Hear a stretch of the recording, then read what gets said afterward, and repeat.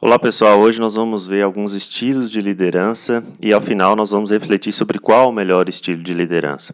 Primeiramente, nós temos a chamada liderança autocrática. Esse é um tipo de liderança, um estilo de liderança extremo, extremo no sentido de concentração do poder na mão dos líderes. Então, o líder ele vai tomar decisões de forma centralizada. Consequentemente, os liderados não têm autonomia ou tanta autonomia. Isso irá gerar um ambiente pouco acolhedor, né, pois os liderados se veem constantemente pressionados pela figura do líder. Essa liderança autocrática é o que nós conhecemos na prática, né, como chefe, e ela é muito comum em países que valorizam símbolos de status e poder. Símbolos de hierarquia, por exemplo, como o Brasil e países latino-americanos, são países que valorizam muito, que colocam muito em prática essa liderança autocrática, justamente por valorizarem, né, essas figuras, esses símbolos de status, de poder que comunicam respeito. Nós temos a chamada liderança liberal, é também um tipo extremo de liderança, porém no sentido oposto, né? Nesse caso, há uma grande descentralização do poder. Essa liderança liberal ela é chamada também de laissez-faire. Essa expressão laissez-faire literalmente significa deixe fazer ou deixar fazer. É uma expressão que foi cunhada na literatura, na economia, pelo economista John Stuart Mill, que apregoava a maior liberdade do mercado. É o estilo oposto, né, ao anterior, como eu falei anteriormente. O líder ele oferece grande autonomia aos liderados, né, descentralizando o poder de suas mãos. Os liderados então vão tomar decisões sem precisarem necessariamente da aprovação do líder. O líder estimula os liderados a seguirem o próprio caminho e a terem mais confiança no trabalho realizado, ajudando-os a encontrarem os seus talentos.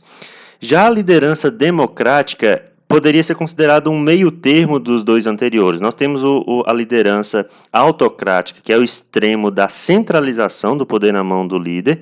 O outro extremo, que é a liderança laissez-faire, ou liberal, em que há uma grande descentralização de poder, e a democrática seria um meio termo. Por quê? É uma mistura dos dois modelos anteriores. O poder ele está nas mãos do líder, mas os liderados eles participam de certa forma da tomada de decisão e podem propor sugestões para solucionar os problemas.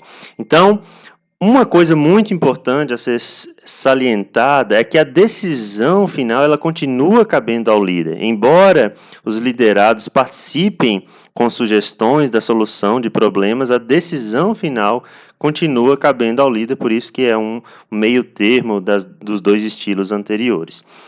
E nós temos a liderança situacional, também chamada de liderança contingencial. Esse é o tipo de liderança que considera a maturidade dos liderados, a, as circunstâncias dos liderados, as características dos liderados. Né? Não se pode, por exemplo, adotar o mesmo estilo de liderança com trabalhadores muito experientes e pouco experientes. Obviamente, logicamente, se você tem como subordinados trabalhadores que são muito experientes, isso naturalmente vai lhe permitir descentralizar mais o poder. E o contrário também aconteceria se você gerencia, lidera trabalhadores pouco experientes, você terá que ter um estilo de liderança mais intervencionista. Ajustes no estilo de liderança também dependem do local, de qual tipo de organização você faz parte, né? De onde essas organizações, essas empresas estão localizadas, porque cada país tem as suas influências, né, culturais. Existem alguns países, como nós falamos anteriormente, que valorizam mais símbolos de status e de poder, que comunicam respeito, e isso naturalmente culturas desse tipo não verão com tanta estranheza uma liderança autocrática, por exemplo. Existem vários outros tipos de liderança que eu não vou discutir aqui. Alguns autores dizem que há 6 estilos, outros 7, outros 9. Fato é que existem muitas terminologias, né? Liderança carismática, liderança transformacional, liderança visionária e vários outros estilos de liderança, mas eu quis trazer aqui para vocês os estilos de liderança mais discutidos, os estilos de liderança clássicos. Por fim, qual o melhor estilo de liderança, né? As teorias clássicas lá da década de 70, teorias clássicas concernentes ao tema da liderança, diziam que o líder ele deveria agir de acordo com a estrutura da organização. Então, os autores diziam que determinados tipos de organizações demandavam determinados estilos de liderança ou tipo de trabalho, cada tipo de trabalho demandando um estilo de liderança específico. Isso tem caído por terra.